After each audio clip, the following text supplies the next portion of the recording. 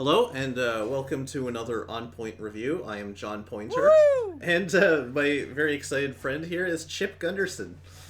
Yeah, I'm so happy to be here. I was so excited to see this movie, and I'm really happy with the outcome. Yeah, they had some, I can't lie, I Okay, hated so it. what do we see? What do we see? I'm Okay, so so excited. I so we just saw the Secret Garden, and I really want to say that I had a good time. I hated it. I have to say I no, just hated it. It's you just I don't know what part of your childhood got excised, but this movie made me more nostalgic for my childhood than a BuzzFeed list of 90s things. no It okay. was amazing. No, I mean I do think they did a lot of things better than like I saw the old Secret Guard movie, or like my grandfather rented it and I watched it with him. It was just 2 days before he died, and so we Well, I'm sure that was a great memory to have with him right before so the end, though. I am glad that this version has less child nudity than the original one. Other than that, though, like I just there's so many things about this movie that really did not belong. As far as I hated the Russian dance segment. I hated the rap battle that they had. It's just like it was a mess. Like none of those things belonged in this kind of movie. Well, I think that you're missing the point, John. Okay. So if you have never seen the movie Big Fish, this is very much like that, where you've got a lot of elements that feel disjointed and out of place because the film is supposed to be from the perspective of the child protagonist, where these things, they're all sort of correlating with, you mentioned the Russian dance.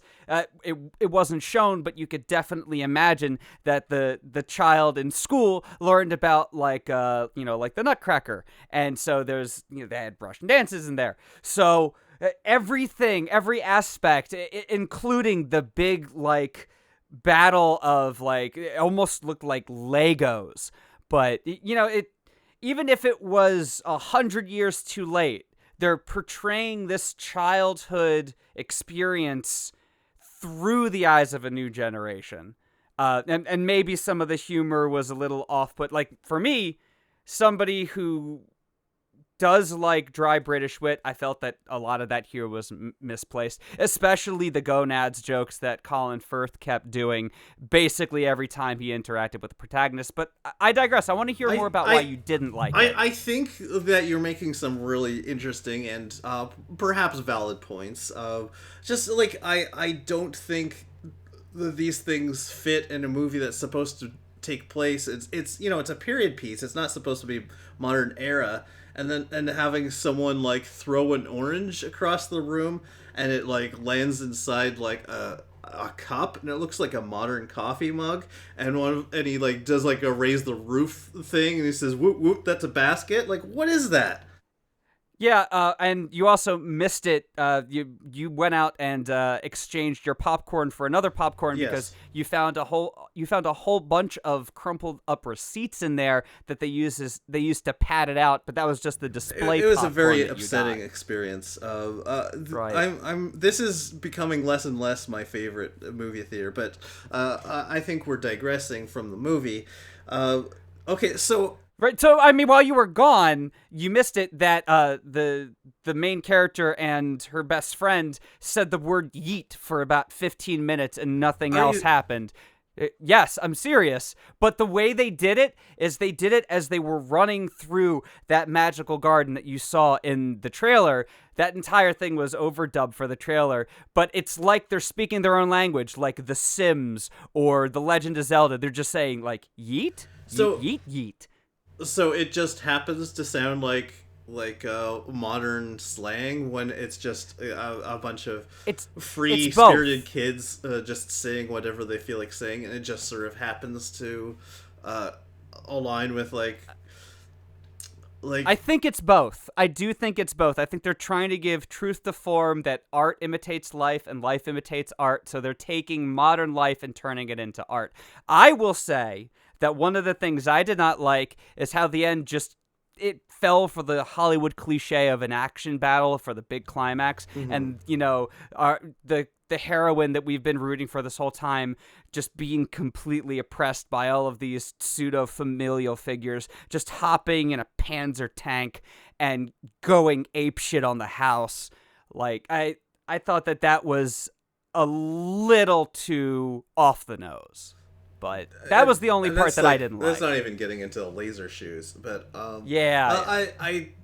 I mean, it was an interesting choice that when they discovered like the little boy who couldn't.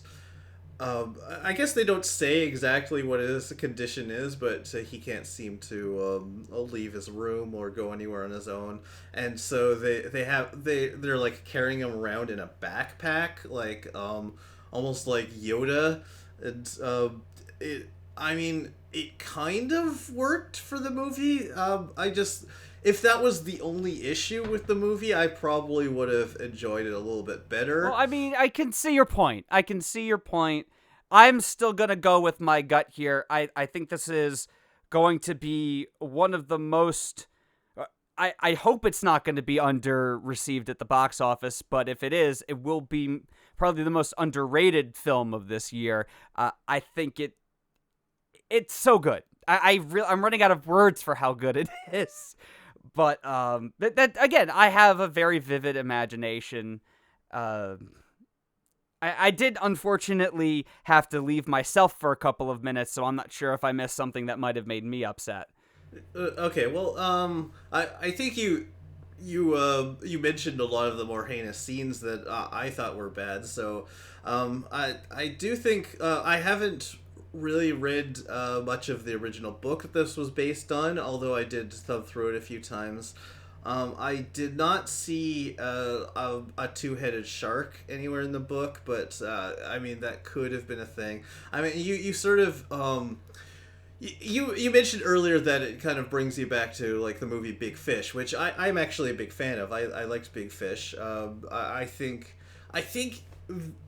I could see if they were going for that sort of feeling, but it didn't really do the same thing. Like in Big Fish, it made perfect sense when like the little tiny 4 foot tall man who's like half man half woman hits him and herself in the face with nunchucks, and everyone's like laughing. But like it I don't think it works in this because that one's supposed to be like a modern story and an old man telling stories and embellishing on them, whereas this one takes place in like the 1940s. Yeah, I'll respectfully disagree with you here. Like, for our generation, was it Princess Bride was something that we basically fell head over heels with, and our parents were all like, I don't understand, the humor doesn't make sense. Why is that Billy Crystal character in there doing stand-up? And I think that for this up-and-coming generation, Secret Garden is going to be something along the lines of that because of the way it's connecting pop culture. Yeah, okay, I can understand that. Like the newer generation likes a lot of these things. Like I mean, what did you expect when the end credits featured Gangnam Style? Yeah, and with with all the characters. Yeah, with like Billie Eilish singing that song, and while getting punched in the face, like it sort of fits for like I'm okay with like the big Shrek DreamWorks dance ending where just anything goes, but I think up until then it has to be like fairly coherent, and I didn't feel like this movie did that. But I will admit it could very well just be a generational thing. Yeah, I also revel in the incoherency. It goes very well with my own personal thought processes, which is, again, I think one of the reasons why we're giving different points of view here. And it's a very healthy way for us to enlighten each other to it. Because I hope that at some point you will revisit this film and maybe catch a glimpse of the magic that I have experienced through this. My life has changed. I'm super happy that I saw this with you. Right. Okay, I'm well, enthralled for where they're going to go from here. I hope that they do the sequel that they were alluding to, where the next Secret Garden's in Transylvania, and it's a crossover with a lot of Marvel monsters. that actually sounds like it would be a little bit of a better experience for me, because at least, like, you know what you're getting from that sort of thing. I did not know what I was getting. So I do think that like, I really admire your enthusiasm for this movie, but I think we can only give this movie just 3 points. Okay, all right, that's fine. I will concede that my enthusiasm is probably the exception to the rule here. I can recognize when, just like when I saw Kung Pao Into the Fist, that I'm one of the few people in the theater that's, getting it. So yeah, we can go with a 3. Okay, so I mean, if anyone out there has strong feelings and they want to, convince me that they enjoyed this movie, I'm always open to those. So leave your comments about what you thought about the movie, and thank you everyone for joining us. Thank you, Chip, for doing this review with me. I know sometimes we get a little bit heated, but I love having these conversations with you, and Oh you've yeah, always been a great you always friend. have to talk. Thank you, and it's always good to get the other perspective because I don't want to live in an echo chamber. I Yeah. remember what it was like being in my apartment with no furniture. That wasn't nice. And we'll just say good night, everyone, and have a great night, and good night. I miss my old place.